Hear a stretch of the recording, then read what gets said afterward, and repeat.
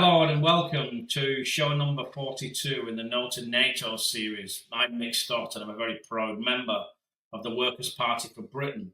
And the title of tonight's show, not unsurprisingly, is SCO ALL GO.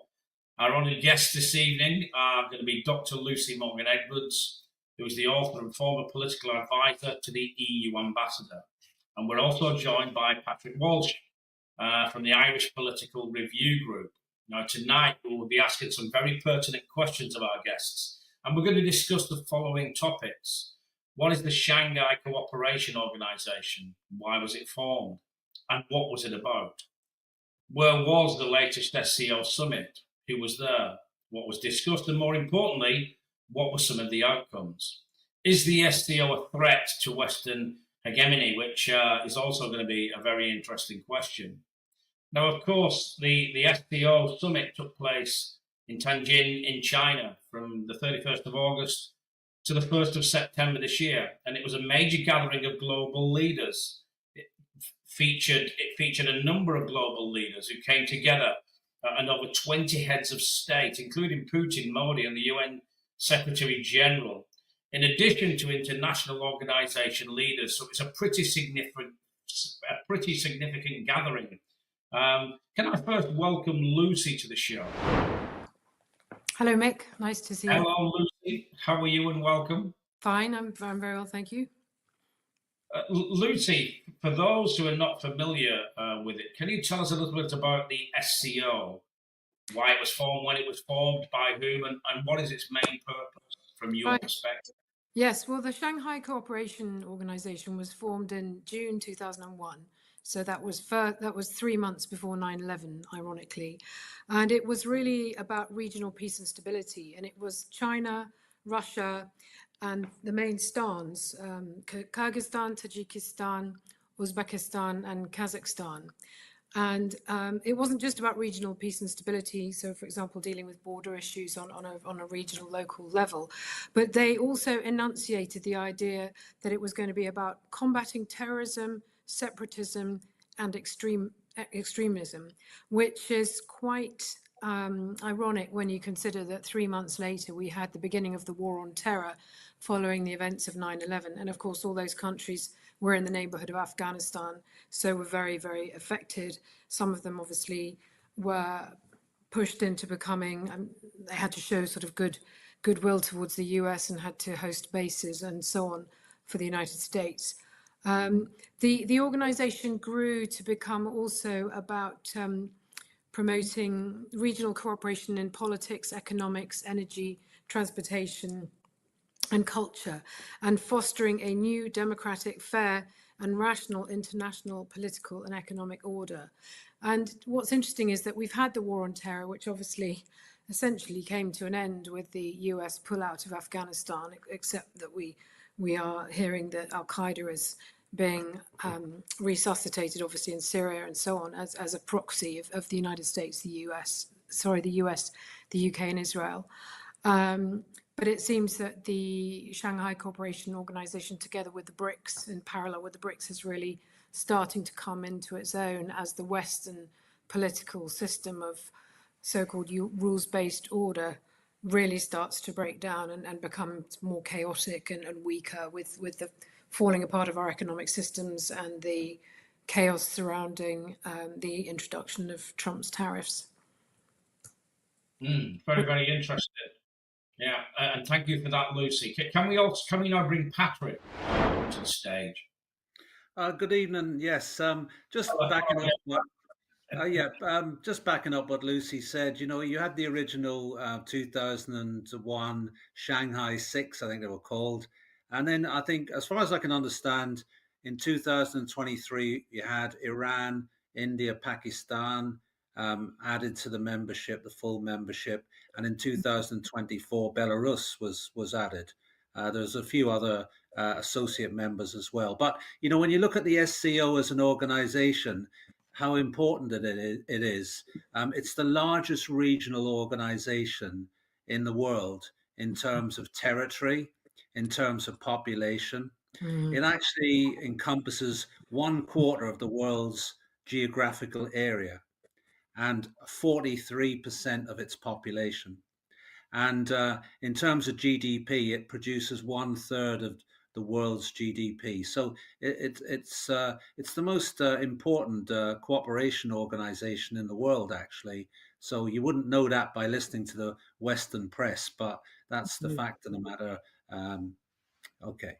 And do you welcome it, Patrick? Is it something that you welcome?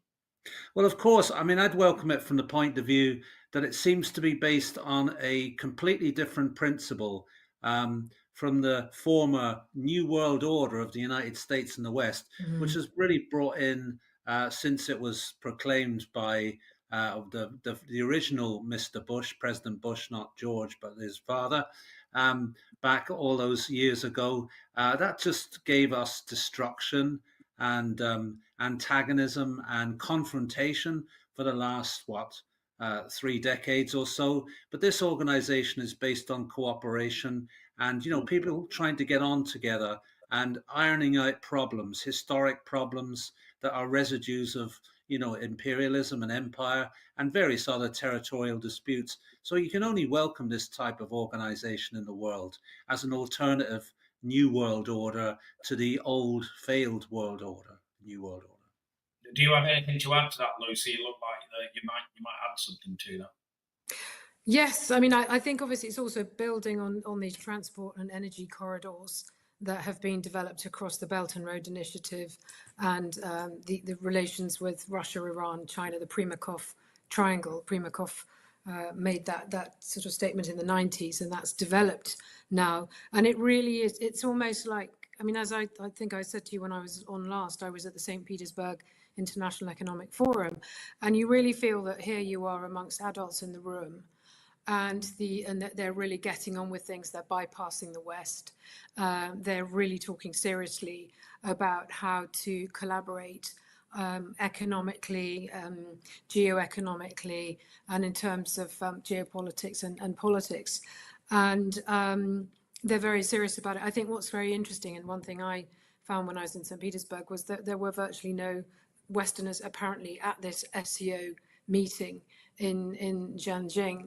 And of course, also this week, apparently it's the 80th anniversary that the Chinese have put on a big show today celebrating or commemorating the 80th anniversary of the Second World War and their situation with Japan, and the occupation by the Japanese and the end of that war.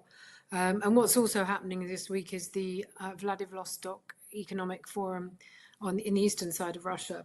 So some very, very important Eurasian events going on, and incredible to see that the Western media is either sort of dismissing it half-heartedly or just seems to be completely unaware of the significance of it. So once again, they just totally seem to miss the point. And is there anything that particularly stuck out for you, Lucy, that you haven't mentioned? Yes, I think, I mean, obviously there were over 20 heads of state from many Asian countries, and apparently 10 international organizations that were represented, including Gutierrez from the UN. The Asian countries that weren't represented were apparently Japan, South Korea, the Philippines, Singapore. In other words, the US allies in the region, obviously probably told they're not allowed to go, not invited perhaps. I think what's really significant is that they were talking about the SCO Bank. There's also a BRICS Development Bank, which is going to help these countries to bypass the Western SWIFT system, so to assist them in trading with each other in their own currencies and therefore bypassing the US dollar, which the Americans are apparently taking great exception to. But it's not, I mean, basically it's unsurprising that they would do that, given the sanctions that the Russians have faced, the fact they've had assets seized, the fact that people can see that they need to develop their own exchange systems. What's also, I think, was very significant was that Narendra Modi, the Indian leader, finally seemed to decide that he was going to throw in his lot with SCO and BRICS, because he's been sort of trying to make a balancing act between the West and these Eastern and Eurasian countries, and didn't want to really throw in his lot with either or commit to either. And it appears that he's committing more to a future with SCO and BRICS. And apparently in that vein, the Indians vetoed the membership of Turkey, both for BRICS and for SCO, which is interesting as it illustrates the complex dynamics at play and the fact that Erdogan's seems to have been riding rather too many horses and has essentially been ruled out for his future membership of SCO. And same with Armenia and Azerbaijan, which the Pakistanis and the Indians, I think was it, I forget which was the Indians blocked Azerbaijan from joining SCO this week. Yeah, I'm going to talk a bit more about that as the programme goes on, Lucy. I mean, going across to you, Patrick, what are your thoughts on what you've seen at the summit? Is there anything in particular that sticks out for you, and why? Yeah, I mean, just as Lucy said, the new development bank is obviously a really important initiative. Establishing the alternative payment systems quite apart from the US dollar and the World Bank, actually, in a sense, rivaling the World Bank. And I think, I have some figures here about China pledged 2 billion yen, which is about $300 million this year, and another 10 billion over the next 3 years, which is $15 billion to members of the SCO. So obviously, China is going to fund development in a large part of the world, which is really, a very encouraging thing with no real strings attached. I.e., that you'll get bombed if you don't accept our money, type of thing, has been the past experience of the West. Also, there was an AI roadmap. There's obviously a concern about the use of AI. So, I mean, I think countries are going to try to work in a progressive way towards implementing and researching AI. Well, I think obviously another couple of considerations were there is a thawing in relationship between China and India. I mean, historically they've had territorial disputes and things like that, and there has been this thawing, and so that's a feature of it as well. I think Modi. What prompted Modi to shift position, and I think this might be a further shift. We'll talk about this as you said in the next question, but I think it's Trump leveling these tariffs on India. I mean, that put Modi in a position whereby he had to sort of bow down to the United States or move towards Eurasian development. And I think it put him in a spot. And essentially, it's made him move towards the SCO and Eurasian development. And you have this picture of the Xi, Modi, Putin troika that's sort of emerging as well. So these are all the sort of healthy developments that are has come out of the last few days in China. Well, staying with you, Patrick, I mean, some of the observer countries, such as Afghanistan and Mongolia, they look to join the SCO. Well, what do you make of those countries, and do you think they would make a valuable contribution to the SCO? Well, I'm sure they would develop. They would benefit from development. These are two countries that are probably, two of the least developed countries in Asia, and they'd certainly would benefit from this. And in a sense, the Eurasian project is about development, economic development, and basically blending countries together, making them interrelated, into mutually dependent, and through that you'll have less disputes. You'll get business done across a table rather than on a battlefield. And I think it's good for all these states. It will moderate their behaviour. It'll make them work together. And I think any states, and geography is making this an imperative, because really development is proceeding really from around Turkey east to China, and this is a whole big area that is going to get drawn into this area and into this organization's ambit. And if you stay out of it, you're just going to lose out. That's essentially what's going to happen. Mm. Lucy, we know that you know Afghanistan pretty well in particular. Mm. What do you make of them and the other countries that are joining the SCO? I'm not sure that Afghanistan is joining this time, because I looked this up, and it appears that the other members of SCO were essentially pushing the idea that Afghanistan needs to have a more inclusive government and to be more genuinely committed to human rights, by which I assume they mean opening things up again for women's education, which is, I'm quite surprised, because some of these countries also have Muslim parts of their population, and are quite I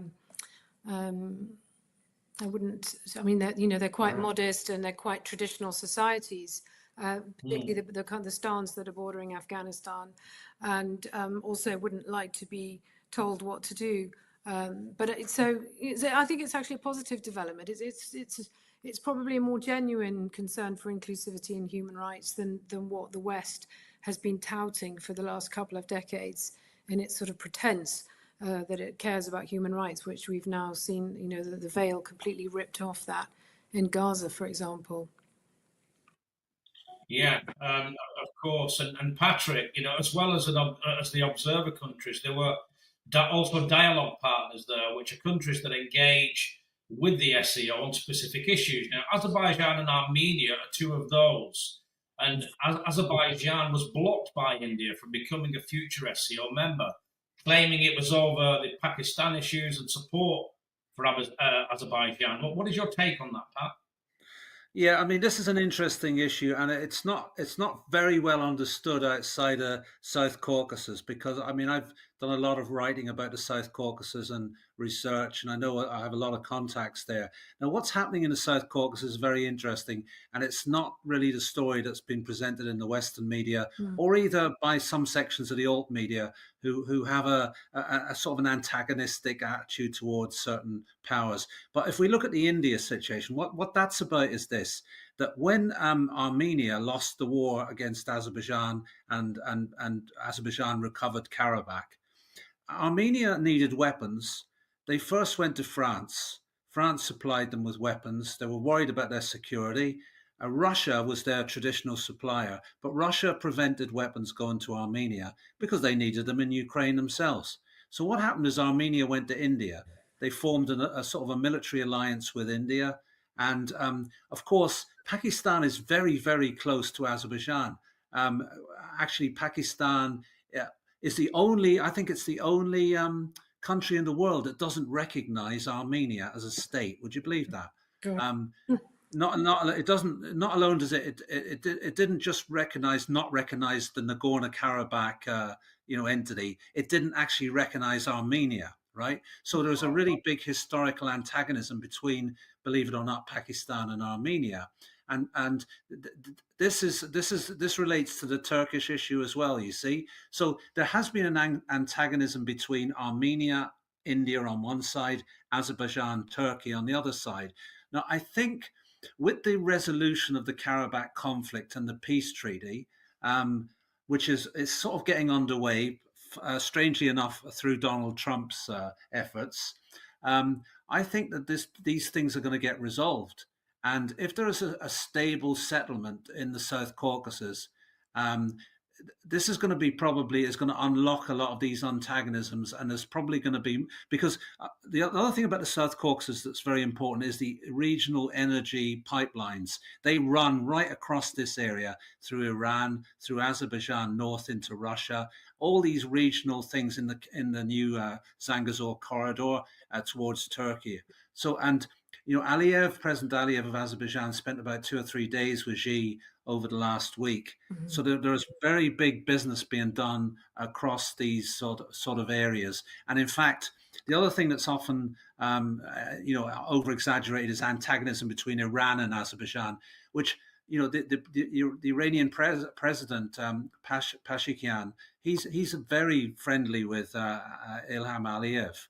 There is a dispute between certain elements in Iran and Azerbaijan, and it's over Israel and stuff like that. But I don't want to go into that. But essentially, this is looking a lot better than it seems on the surface. Things are going on in the background, and I think that the purpose of the SCO is to basically iron out these disputes, iron out these problems, and I think there will be positive developments in the future around all these states, with even states that have been at war for about 100 years, Armenia and Azerbaijan, getting together for mutual economic dependency and progress, and even Turkey and Armenia. Obviously, we had all the genocide allegations and all this sort of stuff. I think these things are going to get ironed out, and they will be done within this forum. More than anything else. So Fantastic. I'm very positive about it. Yeah, that's great.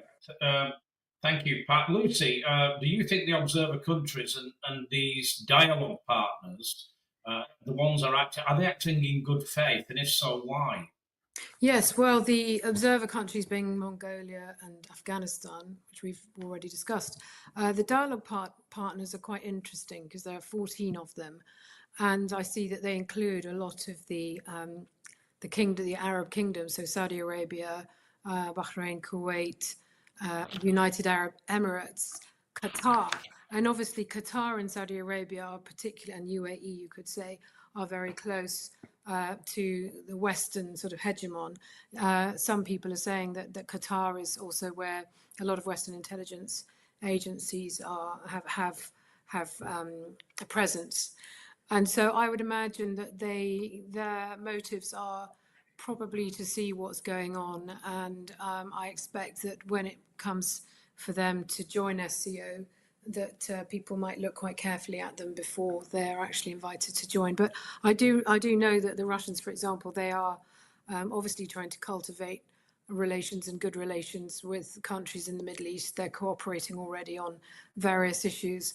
And for example, when I was at the forum in St. Petersburg, there were events on how they were cooperating on media and so on. And they had a stall or a sort of part of the in the pavilion. The Bahrainis were there, so they want to build these good relations. And I like Patrick. I'm confident that with the sort of adult leadership that you're getting from Xi, Putin, and Modi, amongst others, but particularly Xi and Putin, I'm confident that yes, that they will iron things out in the future, and that this is going to be a train that's going to keep growing. And of course, as we talk about the future, how do you see the whole thing developing in the future? Or have you already answered that? Myself, well, I mean, I see it as it's a multipolar world. It's a new world. It's a whole new system that's going to replace the so-called rules-based order, which is again has been shown to be an emperor that has no clothes, which is staffed by intelligence agents in the UK and the West masquerading as journalists, who take their talking points from so-called think tanks, which are not think tanks at all, but were basically ideas factories promoted by the military-industrial complex. So they're completely bankrupt of ideas. And they just seem to be clueless now with the Ukraine war being lost, and that you still have these Western propagandists masquerading as journalists, pretending that it's all fine, and that Ukraine and Zelensky have a chance to win. They just fail to see the white writing on the wall. They always back the wrong horse. And I think they're losing credibility all around, and people are starting to wake up and looking for an alternative. And I think that this is going to be a good vehicle for providing an alternative with credibility and a good future ahead of it. And as a matter of interest, Pat, do you think the Western countries perceive the SCO as a threat? And should it be a threat? Is it a threat? Well, the Western commentators talk of it in terms of one world order being sort of replaced by another. So obviously, if they talk about it in those terms, they do see it as a threat. But what does that actually mean? When you look at it, it basically means that the world majority is replacing the Western hegemonic minority, because for the last 3 decades or so, the West is a Western minority, a small political class, in fact, of these NGOs and these these organizations that have spread like a type of cancer right away across the world.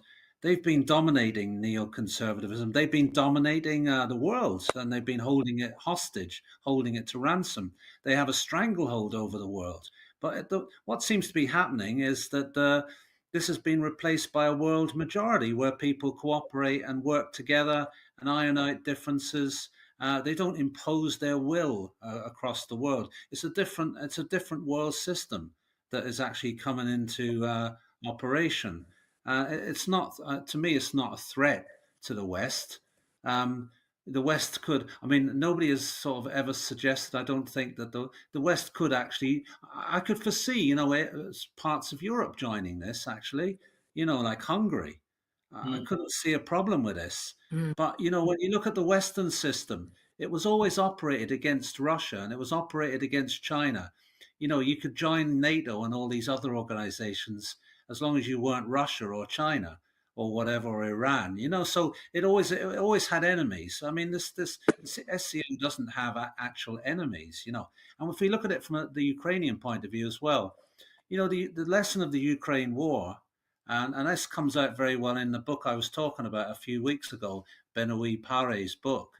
The lesson of this is essentially that if something like the SCO had been in existence prior to, it was in existence, but if the international community, so-called international community, had worked like the SCO works in trying to resolve this dispute over Ukraine, Ukraine would still be a state, as it was. Mm.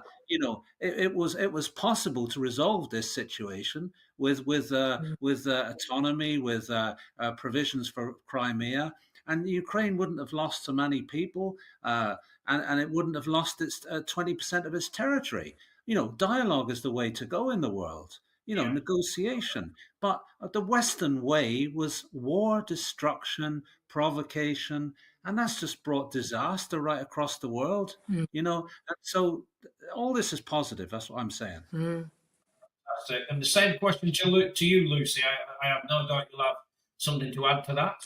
Yes, I mean, obviously, a lot of this is the root of this is the neoconservatives, in not just in Washington, but also in London, in the UK, in the establishment, in the House of Commons, the House of Lords, in the British media, and so on. As I said, the think tanks, that we have this sort of rot, this vampire squid that has extended its tentacles into our whole political system. And I think, also, if you look at the corruption of COVID, and the sort of fascism that has been growing, where you've got all these contracts going to these big pharma companies, and then you look at the stranglehold that Bill Gates has got over the UN here in Geneva, where I am, and the World Economic Forum, which has made a partnership agreement with the United Nations and so on. I think our institutions have just been corrupted in the last couple of decades. And we're now really seeing the results of that. And the fact that 1.7 million men from the Ukrainian side are dead or missing is absolutely horrifying. And of course, most of them are Slavic men, a whole generation of men. And people, I think, one day are going to say, what on earth, how did that happen? And it really happened because you have very childish people who are not proper journalists. And we don't have proper foreign correspondents anymore. You have people like Isabel Oakeshott, the girlfriend of Richard Tice, writing opinion pieces in the Telegraph as a so-called foreign correspondent. You don't have proper foreign correspondents. You have yes men who are just taking, as I said, taking their talking points from the NATO Rapid Reaction PR unit and all talking with the same pathetic, childish talking points. I mean, they all say the same, unprovoked invasion, Russia's full-scale attack. It's just transparently pathetic. So when you have such low-level discourse, you are going to end up with chaos and destruction. And I'm afraid this is going to play through into the Western economic collapse. And I'm afraid that we are going to end up as a third world country in the UK and also in much of Europe. You look what's happened with Germany. They've lost all their cheap energy. And yesterday, actually, the Russians and the Chinese signed the Power of Siberia pipeline, Power of Siberia 2, which is a $50 billion cubic meter pipeline going through Mongolia, carrying Arctic gas to the east, to China. And this is gas that used to go to Germany, which made German industry competitive. And of course, Germany's just going to is now in the doldrums and has recently lost apparently something like 250,000 men or jobs of its workforce. So yeah, if you have really bad people like, Charles Moore of the Telegraph, I mean, that guy needs to be put out to grass. You have all these so-called experts who've been in the military but aren't really experts. They're corrupted by the military industrial complex, by their seats on the boards of these companies, writing op-eds in British mainstream newspapers. So the public are clueless. If they don't go and look further for information, like on YouTube and online, then they really are caught within the parameters of the very narrow confines of information that they're getting from people who are corrupted by military industrial complex and by these think tanks, which, as I said, are not proper think tanks. So yes, not a great future for the West. No, and absolutely, Lucy. And of course, the SCO isn't the only gig this month. On the 22nd of September, the UN General Assembly convenes. Leading up to it, Antonio Guterres said 80 years ago, from the ashes of war, the world planted a seed of hope. One charter, one vision, one promise that peace is possible when humanity stands together. And of course, Lucy, your take on that, I think it's just been articulated. Has the UN actually provided a seed of hope? I mean, it's sort of, I'm sure he did the lip-trembling speech about the UN with considerable pathos. The problem is he's one of the people who's been responsible for destroying it. I mean, the leadership of the UN, and I sit here in Geneva, where the UN is largely based, apart from New York, where the Rockefellers, of course, gave them the land to put the UN building on.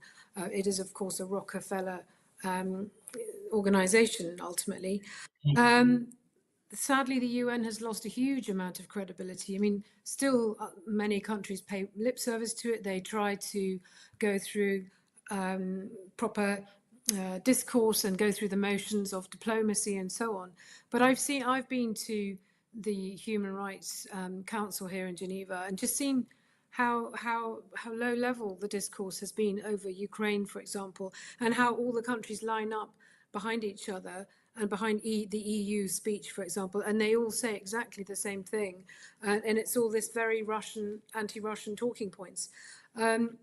The UN, I'm afraid, when it signed its partnership agreement in 2019 with the World Economic Forum, which is on the other side of the lake here, opposite, and is, of course, run by Larry Fink now of BlackRock, effectively what the UN made itself into was a subcontractor of the World Economic Forum, an implementing partner of the World Economic Forum.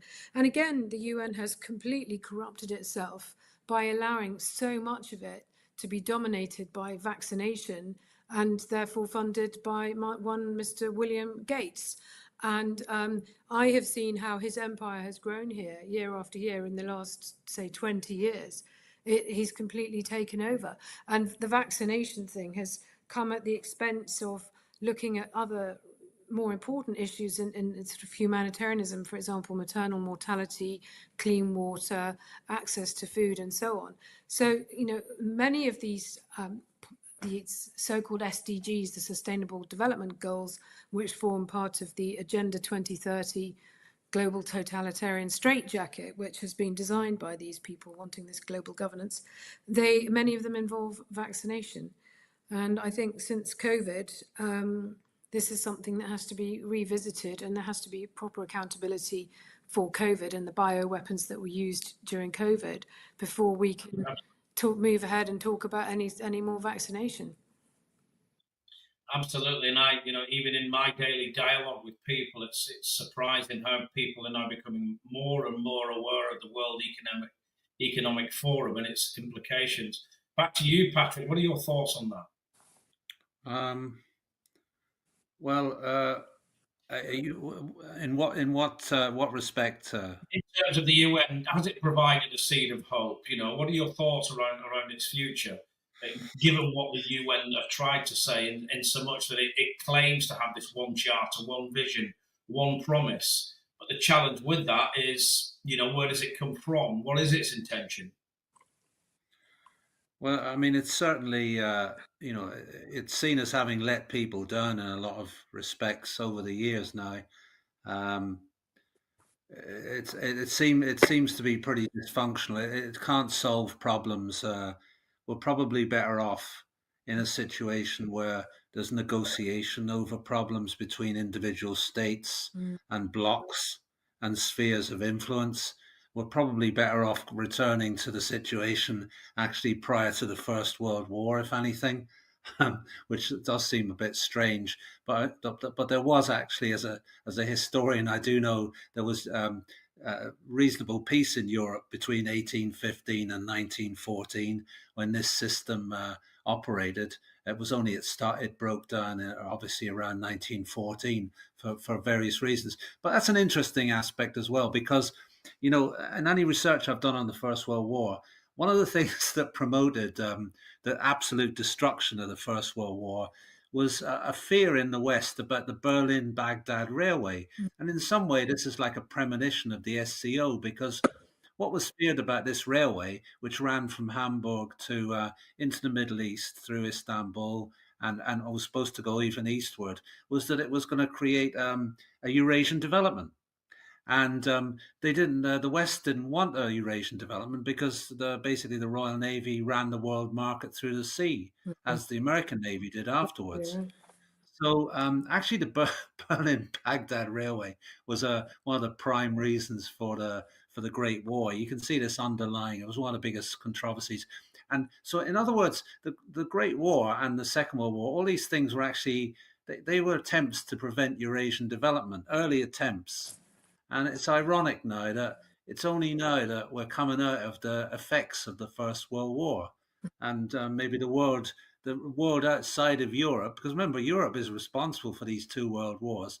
The world outside of Europe, the global South and Eurasia, China, Russia stupidly got involved in the First World War, but under the Tsar. But having said that, maybe we're getting a break out of this history for the first time. This disaster occurred between 14 and 18, 1914 and 18, and maybe this is the sorting out of all these problems that have gone right across the world and the Middle East, Asia, Africa. Maybe this is a cause for hope because with Eurasian development, because this was the thing that Halford Mackinder and his heartland theory wanted to prevent. And so there's a lot of stuff in the background that we should maybe pay attention to history about and, have some hope about history for the future.